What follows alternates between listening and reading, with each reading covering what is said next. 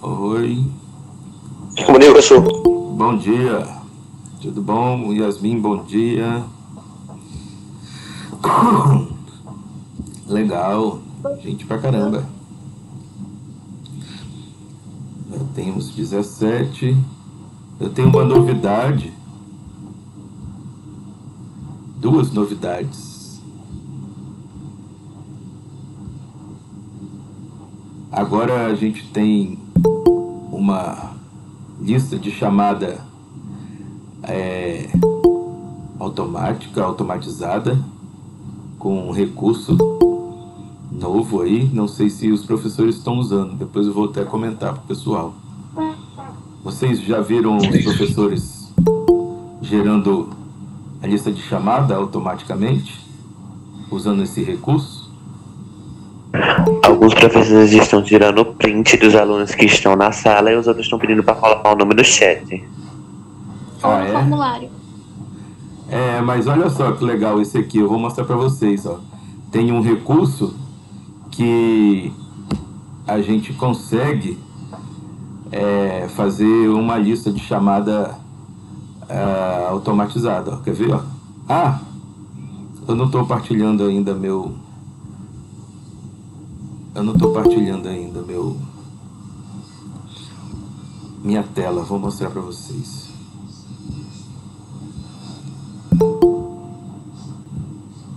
Eu acho que agora vocês estão vendo, né? Não estão vendo? Agora sim. Eu acho que a tela está sendo partilhada. Confirma aí para mim. A extensão do Meet é essa mesmo, é. Olha aqui, foi gerada. Daqui a pouco ele vai atualizar essa tabela aqui do Excel com o nome de vocês. Assim a gente espera que faça. Demora um pouquinho para ele processar, mas aparece a lista de chamada aqui. Costuma aparecer, né? Ontem deu certo com o terceiro ano. A gente gera uma lista, clica aqui porque vai chegando e depois a gente tem que atualizar lá no finalzinho da aula, fazer novamente o processo. Aí vai gerar uma folha que deve aparecer o nome de vocês. Vamos aguardar lá no final da aula. Eu acho que registre.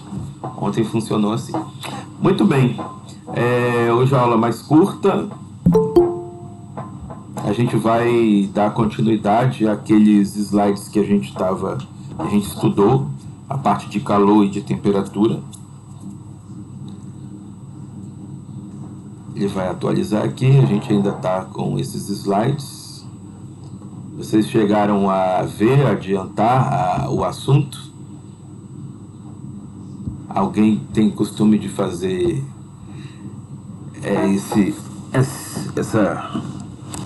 estudar antes o que a aula supostamente vai trabalhar? É muito bom, viu? Isso é uma técnica que a gente tem que criar o costume de utilizar. Chama-se sala de aula invertida. O Vinícius leu. Eu copiei várias coisas do slide. Diogo, massa, gente, muito bom. Isso é fantástico, assim, para desenvolvimento do aprendizado.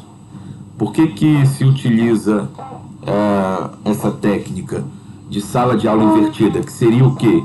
A gente propõe um material que vai ser trabalhado na aula e vocês fazem uma leitura anterior, né? Façam uma leitura antes da aula, para que na aula em si a gente nem trate tanto da conceituação das coisas, né? Vocês percebem que a gente também é bom, mas dialoga bastante sobre o conceito. Mas se vocês tiverem feito uma leitura prévia, a gente teria, teoricamente, mais condições de trabalhar a prática daquela teoria. Compreendem? Mas hoje a gente traz, então, essa prática, a gente vai fazer alguns exercícios. E Vinícius fez mapa mental. Maravilhoso. Muito bem, gente. Vocês vão longe. Vocês devem ter se empolgado com o sucesso de muitos de nossos alunos, né, do ano passado. Você viu? As notas da redação foram, apareceram notas muito boas, que significa que, como todo mundo sabe, vocês têm um grande potencial, todo mundo tem, né? E aqueles que realmente se dedicam alcançam qualquer objetivo que imaginar, né? Então, aqueles que apareceram com as notas, né, que foram destaque, porque, né, comprovaram essa não suposição, comprovaram isso que a gente observa novamente, né? Se você se dedicar, você tem, olha aí, Vinícius fez já 728, achei bom também. Se você já fez o ano passado, né, e você já adquiriu uma experiência, você tem plenas condições de conseguir, né, botar isso daí melhor ainda, né? E foi muito bom. Mas quer dizer, é isso que eu quero dizer, vamos nos dedicar. Muito bom vocês terem me dito isso agora, que, né, eu nem comentei, mas sempre que a gente tiver condições, adiantem ou me perguntem o que vai ser trabalhado na próxima aula. Vou costumar dizer mais, né, deixar mais explícito o que a gente vai trabalhar na próxima aula, mas geralmente os slides a gente não consegue cobrir tudo que foi programado, fica alguma coisinha e é só vocês lerem que a gente vai dar continuidade na aula seguinte. É o que aconteceu aqui, olha. A gente vai iniciar, porque lá em cima ainda tem algumas curiosidades, mas vou deixar para vocês lerem. Mas a gente parou, vamos para essa tela aqui, né? A gente parou, vamos fazer a apresentação do slide. A gente parou na equação fundamental da calorimetria. Então, calorimetria, metria de medida de calor, né? Quer dizer que os sistemas físicos, aquela parte do universo que a gente está observando, por exemplo, a água na chaleira, né? A água esquentando numa panela. O sistema que a gente denomina é o que a gente observa, que está acontecendo modificações nas suas propriedades térmicas ou termodinâmicas. Depois a gente vai ver a parte da termodinâmica. Mas o que a gente está observando agora é essencialmente a variação de temperatura, né, do sistema que é a água, certo? O recipiente que contém a água é uma vizinhança, né? Vamos delimitar só como observação o que está acontecendo com a água, nosso objeto de estudo. Aí a gente observou assim, olha, as propriedades que a gente pode comentar da observação do que aconteceu com o sistema água e que tem a ver com variação de temperatura é explicado, né, quando você define uma propriedade específica dessa substância, que é o denominado calor específico, né? Então, olha aqui, o calor específico, que é o C minúsculo, certo? Vai ser a quantidade de calor que a gente ofereceu àquela substância, dividido pela massa dela, vezes a variação de temperatura que ela sofreu. Ok? Então, calor específico que eu estou apontando aqui com a setinha, calor específico é uma propriedade da substância, que pode ser sólida, pode ser líquida e pode ser gasosa, né? São os 3 estados que a gente encontra aí mais comumente. Tem um estado da matéria... Oi. Aceita da Ililau? Ah, tem uma moça... Aceita da Ililau? Ah, tá, peraí. É que eu não percebi. Pronto. Ok? Podemos voltar aqui?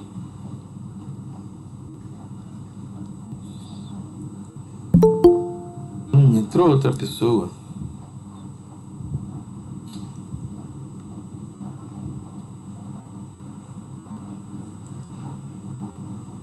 E aí, agora? Beleza, né?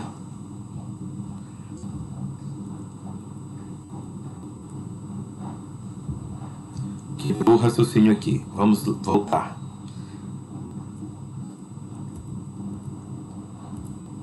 Estou falando da propriedade da substância, que é o seu calor específico, né? Então pode ser calculado como a quantidade de calor dividido pela massa vezes a variação de temperatura. Essa quantidade de calor sobre a variação da temperatura define também a capacidade térmica do que a gente está observando, certo? Portanto, se você readequar essa equação, você pode escrevê-la dessa maneira aqui, olha. E é a equação fundamental da calorimetria. Diz que o calor, né, que o corpo pode receber ou pode ser extraído, calor desse material, vai ser proporcional ao produto da massa vezes o calor específico vezes a variação de temperatura que ele sofreu.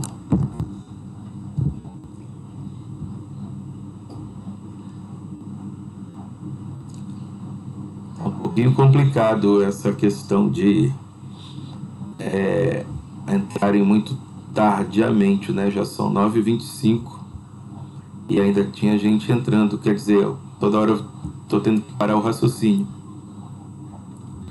A gente pode, deixa eu ver se consigo fazer um esqueminha aqui de aceitar automaticamente também. Acho que tem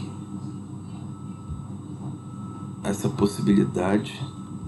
Aqui não. Peraí, hein? Ativar auto-permitir. Auto-permitir ligado. Vamos ver se vai funcionar. Eu tinha esquecido. Porque aí o pessoal vai entrando e não preciso interromper. Tomara que funcione.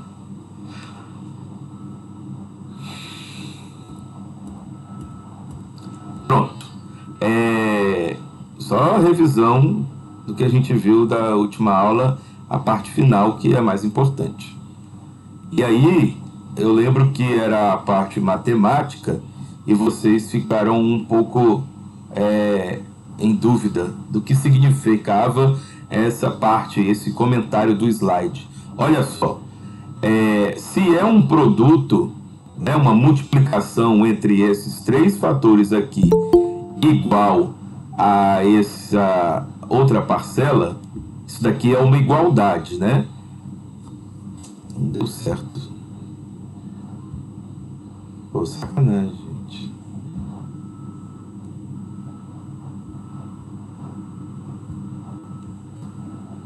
Auto-permitir não está funcionando e...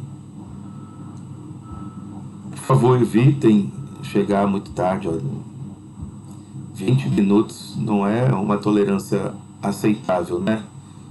5 minutos, tá bom? Depois do início da aula, vocês tentem entrar. Tá, sacanagem.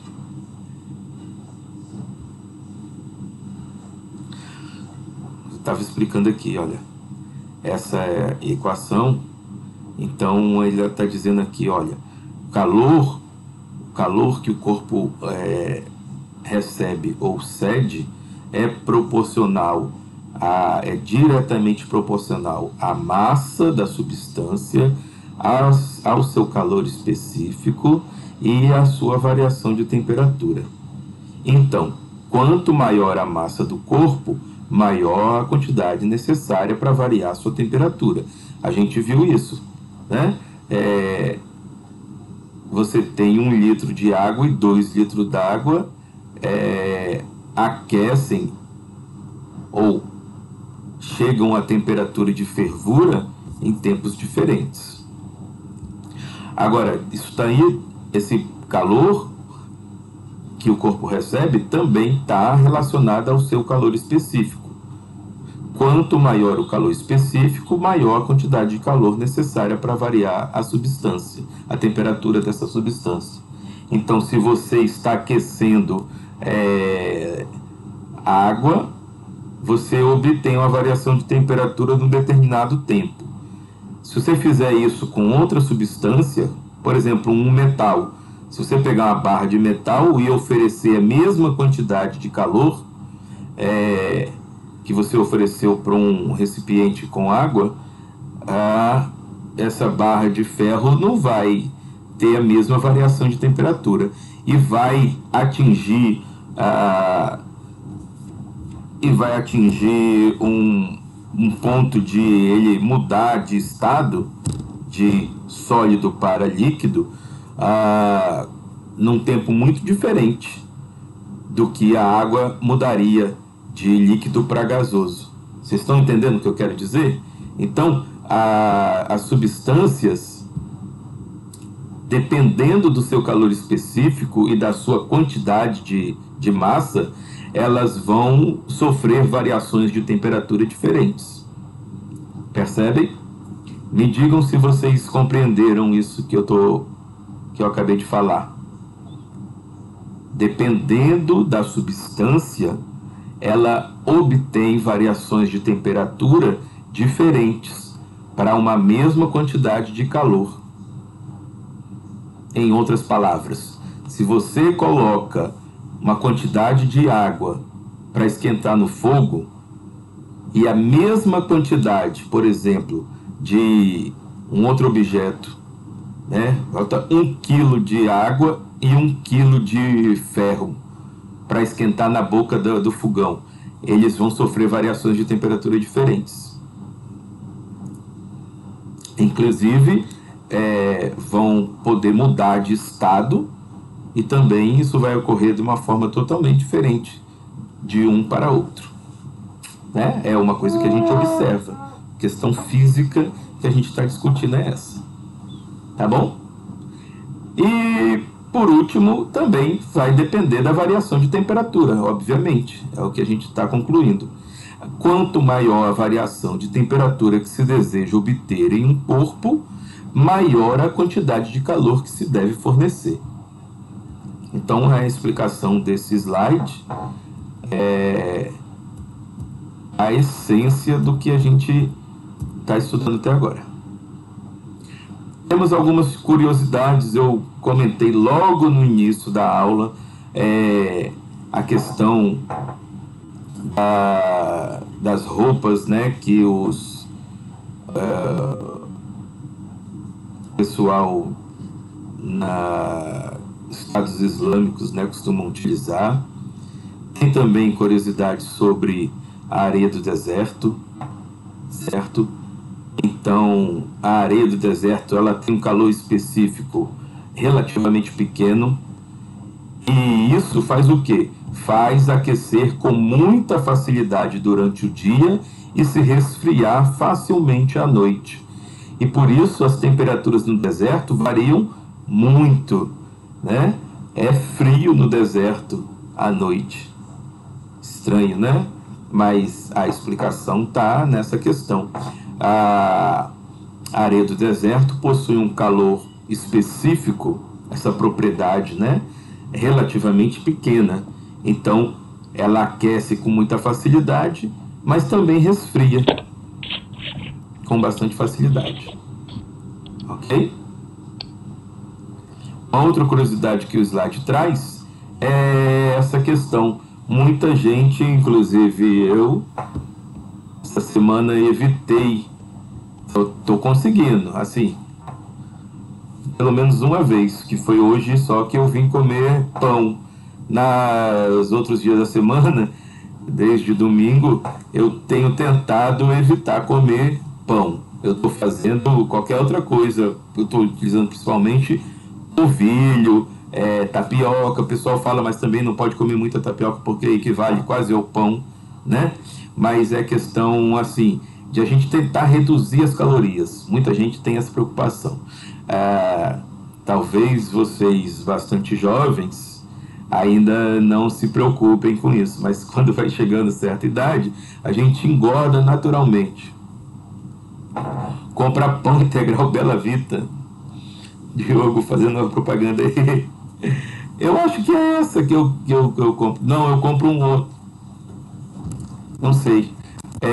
Não, inclusive nessa pandemia eu tenho preferido fazer pão em casa.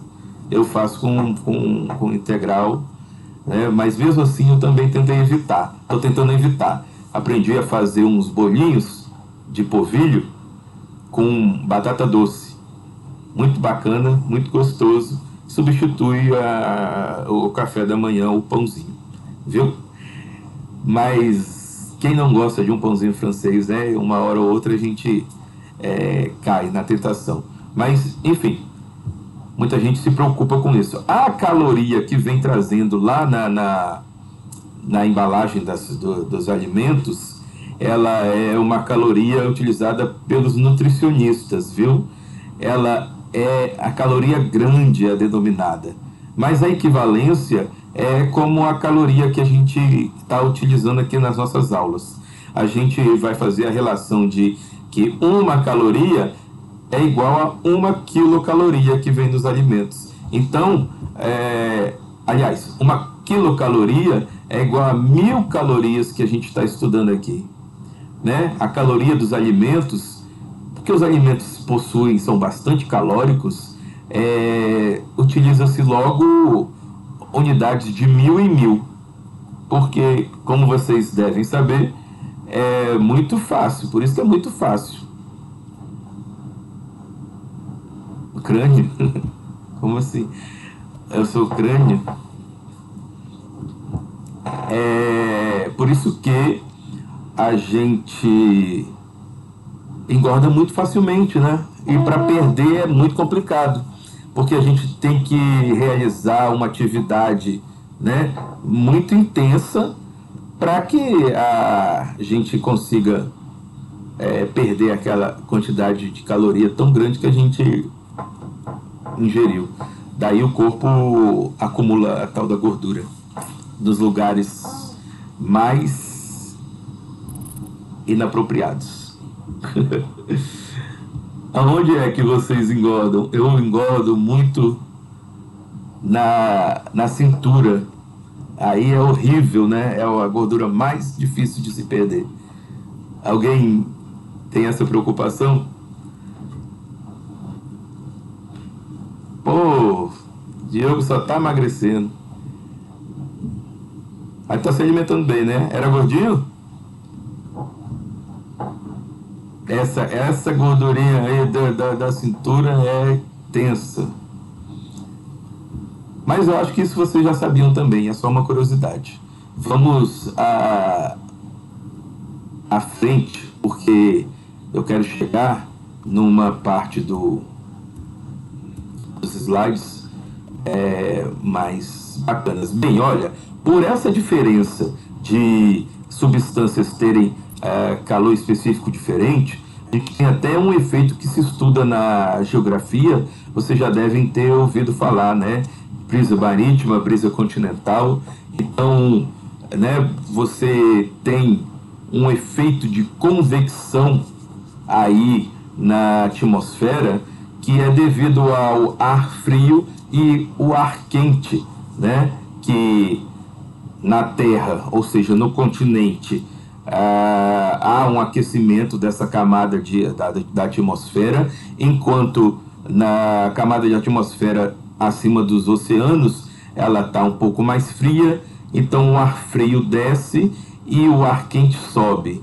Isso provoca um né, uma convecção que a gente chama, e faz uma circulação do ar, do vento, né? Então, num determinado momento de dia, você tem esse fluxo, né, de convecção indo do oceano para a Terra, certo? É essa primeira situação aqui. À noite, a questão se inverte, né? À noite a questão se inverte. A camada atmosférica acima dos continentes fica mais frio e desce, enquanto a camada de atmosfera acima dos oceanos aquece, né? Está aquecida, e então a circulação é contrária. Daí você tem brisa marítima de manhã, vindo aquele frescor do mar para o continente, e à noite é o contrário. Ok? Então vocês deem uma lidinha, aí depois que ele explora bem, de maneira bem interessante. O que a gente vai priorizar nesses slides é aqui, olha, uma porrada de equipamento que você tem para realizar experimentos e fazer as verificações aí que a gente está comentando, né? Como é que eu consigo determinar esse calor específico, então, das substâncias? Alguém está com o áudio ligado? Quer falar alguma coisa?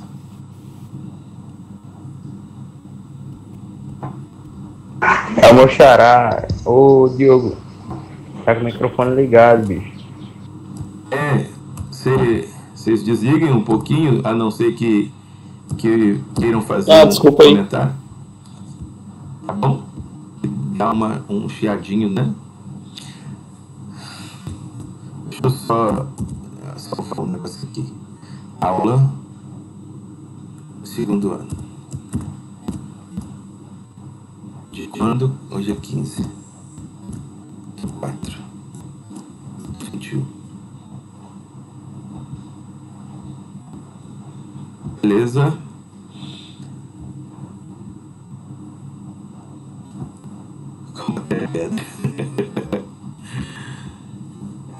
Aproveitem. Eu aproveitei bastante também. Vai ver que é por isso que hoje estou nessa situação. Bem, os equipamentos que a gente utiliza para determinação das trocas de calor e do calor específico de substâncias é o denominado calorímetro. Ele é um recipiente termicamente isolado e evita troca de calor entre o conteúdo e o meio externo. Isso tudo que você está vendo aí, pessoal, não é nada mais, nada menos que o quê? O que que vocês têm em casa? O que vocês têm em casa, muito provavelmente, que evita a troca de calor com o meio externo? Quem imagina isso daí? Garrafa térmica. A garrafa de café. Térmica. A garrafa térmica. Perfeito. Quem falou? Diogo Gadeira Manoel. Ei, Diogo. É claro, né? A garrafa térmica não é nada mais, nada menos que um calorímetro. Né? Você coloca uma substância lá, café quente. E é óbvio que não existe um calorímetro perfeito, 100%, que evite essa troca de calor, né? É assim, infinita.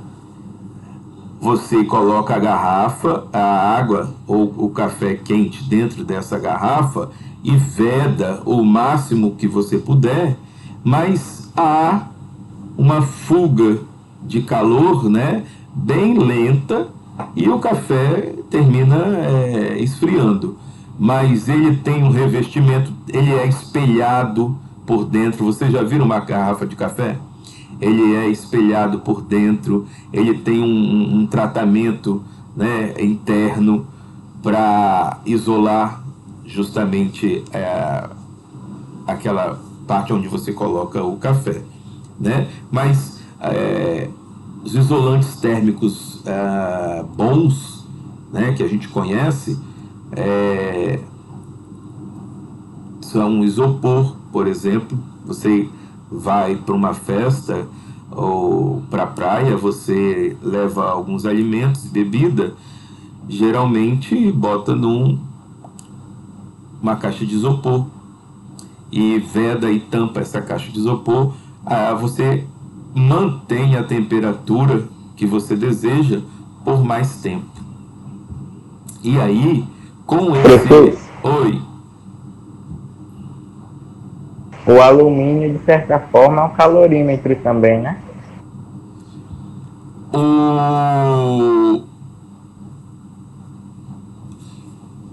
Os calorímetros podem ser feitos de alumínio, né? Porque o alumínio é o material em si, entendeu? O calorímetro é o recipiente que a gente faz para vedação e para impedimento da troca de calor. Entendeu a diferença? Professor, uma dúvida. Eles não usam alumínio porque ele é mais maleável, não? Tipo, ele é mais fácil de moldar e tal? Ou não? Tem nada a ver? Não. É por conta dessa propriedade aqui, olha. Vamos fazer uma pequena pesquisa aqui.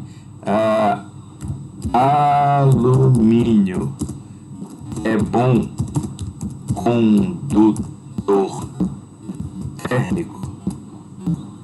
O alumínio é um bom condutor térmico?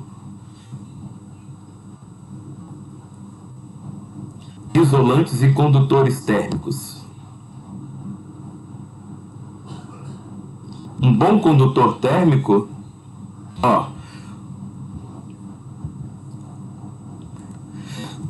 os bons isolantes térmicos: cortiça, isopor, madeira, ar, cerâmica, vidro, lã de vidro. Viu? Conduz bem o calor. Agora, esses são os bons isolantes térmicos. Os bons condutores térmicos: a prata, o cobre, o alumínio, tá vendo? O aço e o latão. O alumínio, então, é até um bom condutor térmico. Viu? Ele pode ser mais utilizado para a fabricação dos utensílios, porque é um pouco mais barato, né? E também mais fácil de moldar. Foi isso que você comentou? Quem tinha comentado? Alô? Quem foi que comentou isso agora do alumínio? Foi Caio, professor. Ei, Caio. Pois ele é mais fácil. É que tá chovendo aqui, eu não tô ouvindo muito bem, não. Ele é mais fácil de trabalhar, né? Mas é um bom condutor térmico. Entendeu? Então, sim. Os utensílios, a gente tem utensílio de alumínio porque ele é mais barato comercialmente. Dilúvio que tá caindo. Engraçado, aqui no meu bairro não tá essa chuvona toda não. Onde tá chovendo assim?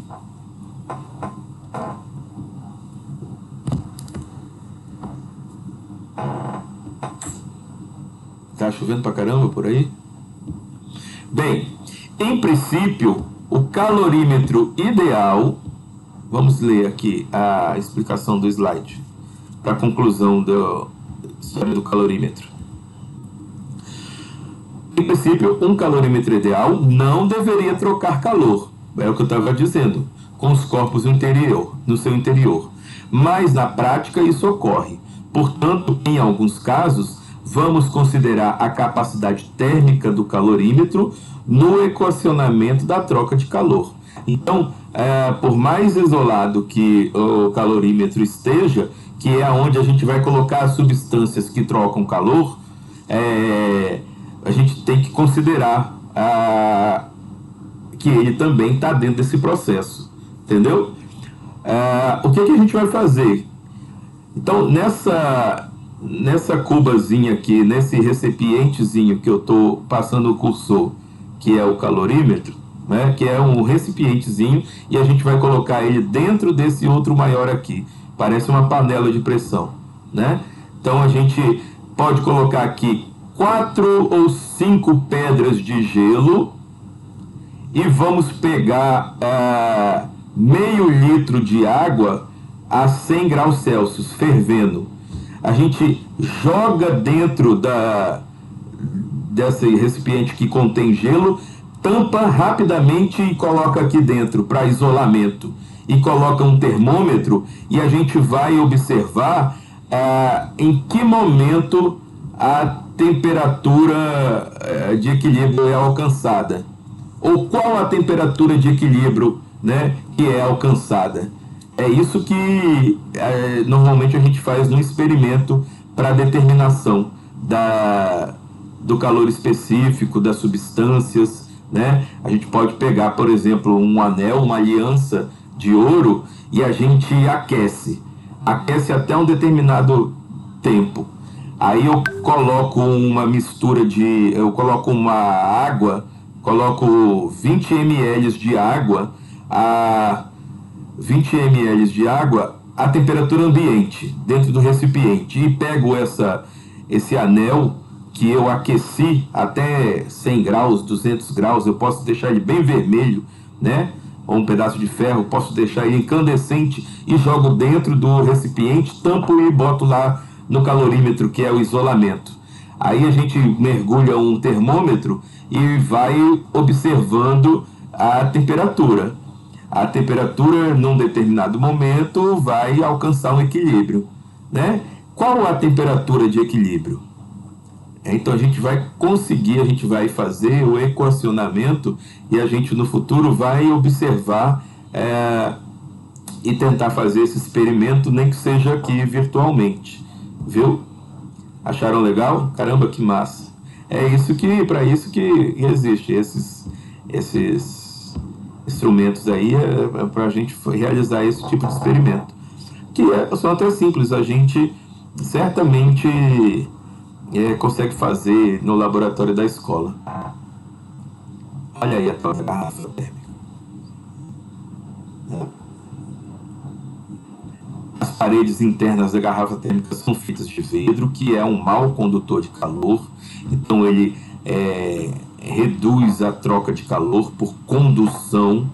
Quer dizer que não vai haver uma condução de calor tão grande. Lembrem-se que são 3 tipos de transferência de calor.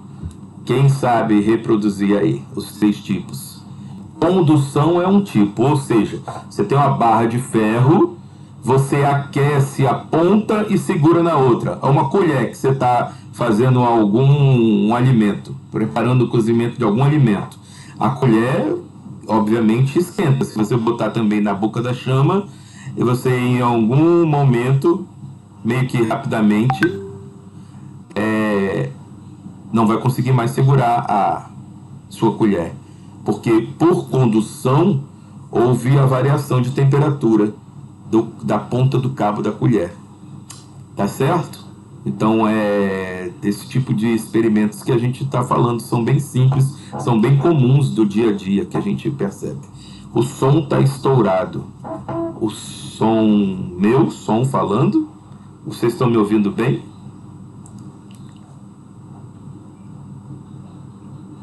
Eu estou. Tá, Bianca? Os demais também? Então é o som do rapaz aqui, né? Tá bom. Tá ótimo. Obrigado. E as paredes internas são duplas. Olha, é a parede interna da garrafa de café. Ela é dupla, né? E separadas por uma região de vácuo. Ou seja, é retirado o ar entre as duas paredes, né, do recipiente. E a função é evitar a condução de calor que passa pelas paredes do vidro. Tá vendo? O vidro também é espelhado, justamente para promover impedir, na verdade, né, a irradiação, que é outra forma de condução. Então a gente já tem de transferência. A gente tem transferência de calor por condução, por irradiação, né, e por convecção, correto? E para evitar as possíveis trocas de calor por convecção, basta a gente fechar a garrafa. Por isso que, então, a gente mantém a temperatura do café por mais tempo aquecida, uma temperatura quente, porque foi evitado essa troca de calor aí. Ok? Então, como é que a gente vai equacionar isso? Porque, claro que a nossa interpretação deve ser matemática. Então, tudo isso que a gente falou até agora, né, toda essa conceituação é traduzida de que maneira matematicamente? Ué, a gente também vai equacionar da maneira que o calor cedido deve ser igual a menos o calor recebido. Ou, de outra forma, como vocês estão vendo aqui, o calor cedido mais o calor recebido, né, tem um total de zero. Ou seja, tem que ser igual a zero. Em outras palavras, num sistema de vários corpos termicamente isolados do meio externo, a soma das quantidades de calor por eles trocados é igual a zero. Tá ok? Então, se você tiver N corpos, você vai ter que calcular o calor recebido ou cedido de cada um deles e fazer a somatória, e ela tem que ser igual a zero, porque as quantidades de calor trocados devem ser igual a zero. Isso num sistema termicamente isolado, ou seja, dentro do calorímetro. Compreenderam, pessoal? No caso de não estar termicamente isolado, ou do calorímetro não ser ideal, nós temos que levar em conta a troca de calor dos corpos com o ambiente. Então, se a gente não tiver um sistema de vedação perfeito, a gente vai ter que levar em consideração a troca de calor com o ambiente. Mesmo assim, as quantidades de calor trocadas entre os corpos e com o ambiente deve ser igual a zero. Essa tela aqui é bastante importante, porque tem o equacionamento de tudo que a gente comentou até agora.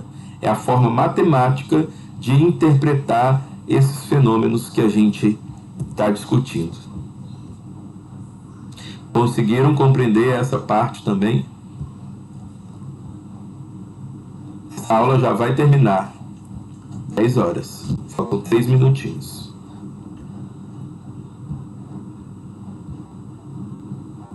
Ok? É 10 ou 10 e 10? Deixa eu confirmar aqui. E meu coisa. São 10 horas. 10 horas.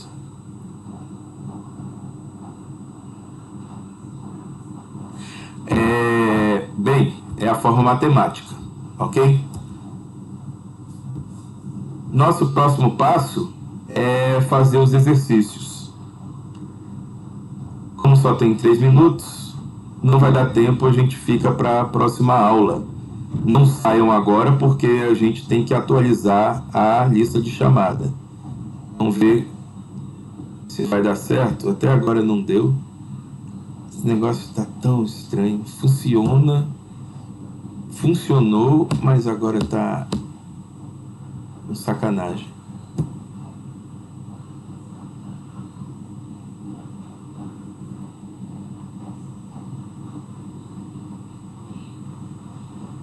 Eu atualizei o coisa aqui, deixa eu ver. Evelyn Gabriele, volta e Evelyn. Eu acho que será que é por isso que não tava. Tem que estar com essa telinha aqui ligada. Vamos ver.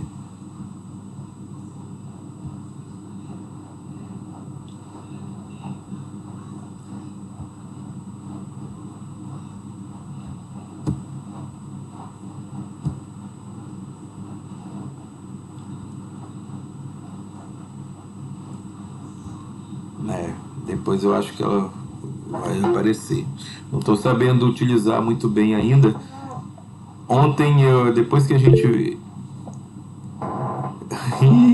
ontem, depois que a gente saiu, é que apareceu o nome do pessoal do terceiro ano. Pode ser que isso aconteça aí de novo. Bem, eu fiz o procedimento várias vezes, mas o pessoal tá printando, né? Também vamos fazer isso aqui rapidinho, viu? Tentar printar as presenças aí de vocês. Salvar como? Não saiam não, viu? Presença. Aula. Segundo ano.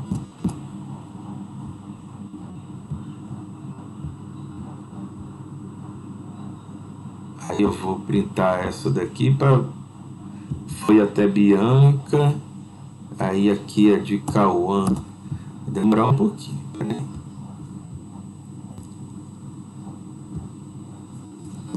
Espera aí, professor. Ok.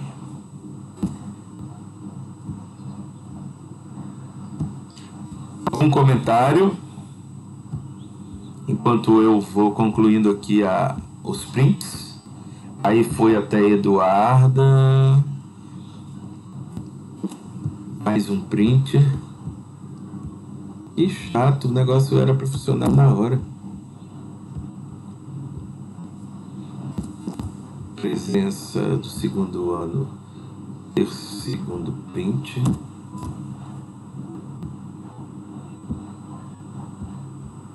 Depois vai até Lucas, né? Aqui mais um. Calma aí, hein?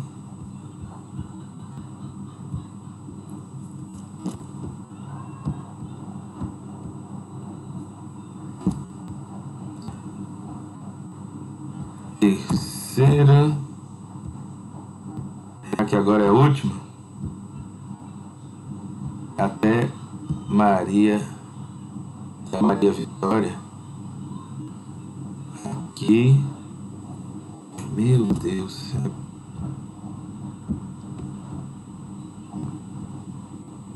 Gente pra caramba tem que fazer.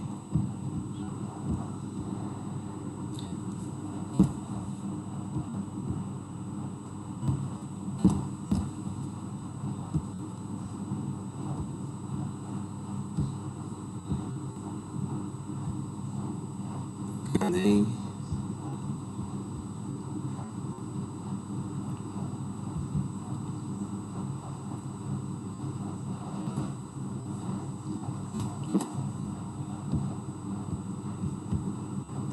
Como é a tela toda? Mas é a tela toda, não? Eu tô tirando.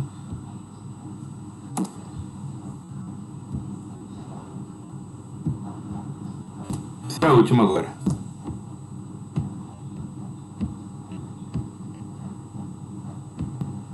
Pronto.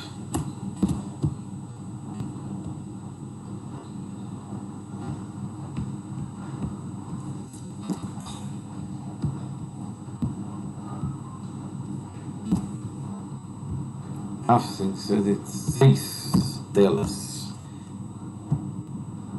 Pronto. Ó.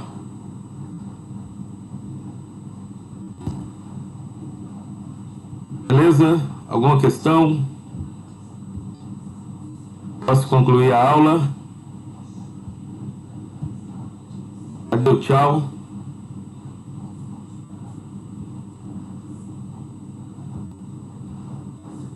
Valeu, tchau. Valeu.